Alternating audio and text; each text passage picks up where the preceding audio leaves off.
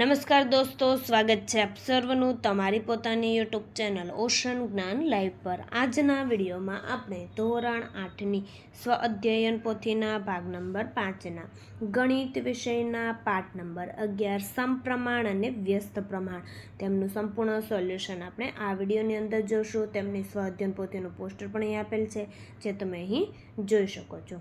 તો ચાલો શરૂઆત કરીએ। સૌપ્રથમ આપેલું છે સમજ પાકી કરીએ।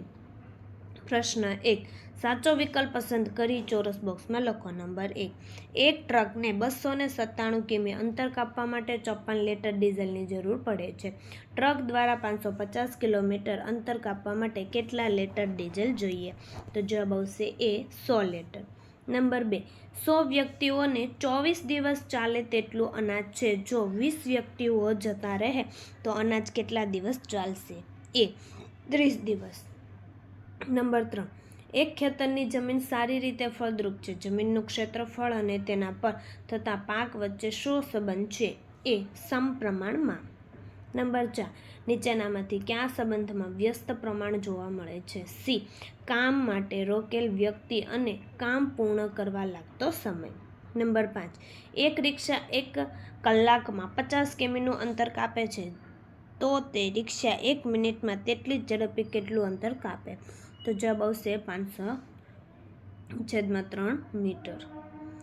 વિદ્યાર્થી મિત્રો, ધોરણ 6 થી 8ના વિદ્યાર્થીઓ માટે એક બ્રહ્માસ્ત્ર બેન્ચનું આયોજન કરેલ છે, જેમાં લોન્ચિંગ નિમિત્તે પ્રથમ 60 વિદ્યાર્થીઓને 60% ડિસ્કાઉન્ટ, જેમની પ્રાઇસ છે 2200 રૂપિયા। Mobile number 7044222254।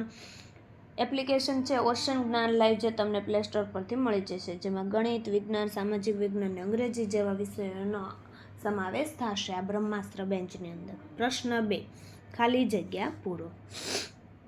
નંબર 1, જો ઝડપ અચળ હોય તો કાપેલું અંતર અને લાગતો સમય ખાલી જગ્યા છે સમપ્રમાણમાં। નંબર 2, x/y માં x બરાબર 4 ત્યારે y બરાબર 6 છે।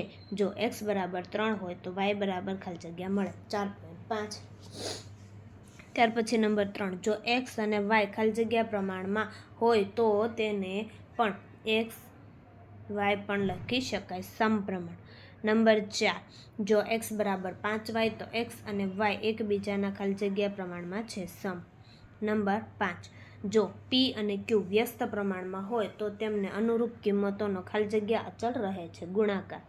પ્રશ્ન 3, આપેલા વિધાનો સાચા છે કે ખોટા તે જણાવો। નંબર 1, જ્યારે ઝડપ અચળ રાખવામાં આવે ત્યારે સમય અને અંતર વ્યસ્ત પ્રમાણમાં બદલાય છે ખોટું। નંબર 2, ચોરસની બાજુઓની લંબાઈ વધે તો તેનું ક્ષેત્રફળ વધે છે ખરું। નંબર 3, જો ત્રિકોણના એક ખૂણાનું માપ નિશ્ચિત હોય તો બાકીના 2 ખૂણાનું માપ વ્યસ્ત પ્રમાણમાં બદલાય છે ખરું। નંબર 4, નિશ્ચિત સમયગાળા અને વ્યાજ દર માટે સાદું વ્યાજ અને મુદ્દલના સમપ્રમાણમાં છે ખરું। નંબર 5, x/y માં x બરાબર 6 ત્યારે y બરાબર 8 છે। જો x બરાબર 8 હોય તો y બરાબર ખાલી જગ્યા y બરાબર 10 મળે ખોટું। પ્રશ્ન 4, આપેલ માહિતીનો ઉપયોગ કરીને જવાબ લખો। જે માહિતી આપેલી છે તેમનો ઉપયોગ કરી અને જવાબ લખવાનો છે। નંબર 1, જો x અને y સમપ્રમાણમાં હોય તો તેમની ગણતરી કરી અને અહીં જવાબ આપેલું છે। તેવી જ રીતના અહીં તમને નંબર 2 પણ આપેલો છે, x અને y સમપ્રમાણમાં હોય તો તેમની પણ ગણતરી કરી અને જવાબ આપેલ છે અહીં। ત્યાર પછી છે પ્રશ્ન નંબર 5, દાખલા ગણો। નંબર 1, l અને m સમપ્રમાણમાં છે જ્યારે l બરાબર 5 હોય તો m બરાબર 2/3 છે। જો m બરાબર 16/3 હોય તો l ની કિંમત શોધો। તો અહીં તમને ગણતરી કરી તેમનો પણ જવાબ આપેલો છે, જે તમે અહીં જોઈ શકો છો। ત્યાર પછી છે નંબર 2, x અને y વ્યસ્ત પ્રમાણમાં છે। જો x બરાબર 1.5 હોય ત્યારે y બરાબર 60 છે। જો y બરાબર 4.5 હોય તો કિંમત શોધો। તો તેમની પણ ગણતરી કરી જવાબ આપેલ છે। પ્રશ્ન 6, એક એલ્યુમિનિયમના સળિયાનું વજન તેની લંબાઈના સમપ્રમાણમાં છે। જો 16 સેમી લંબાઈના સળિયાનું દળ 192 ગ્રામ હોય તો 105 ગ્રામ દળ ધરાવતા સળિયાની લંબાઈ શોધો। તો તેમની પણ ગણતરી કરી અને અહીં જવાબ આપેલો છે, જે તમે અહીં જોઈ શકો છો। પ્રશ્ન 7, એક ટાંકીને 1 કલાક અને 20 મિનિટ પાઇપમાં ભરવા માટે 20 પાઇપનો ઉપયોગ કરવો પડે છે. જો ફક્ત 5 પાઇપનો ઉપયોગ કરવામાં આવે તો તે ટાંકીનું ભરતા કેટલો સમય લાગે? તો તેમની પણ ગણતરી કરી અને અહીં જવાબ આપેલો છે, જે તમે અહીં જોઈ શકો છો.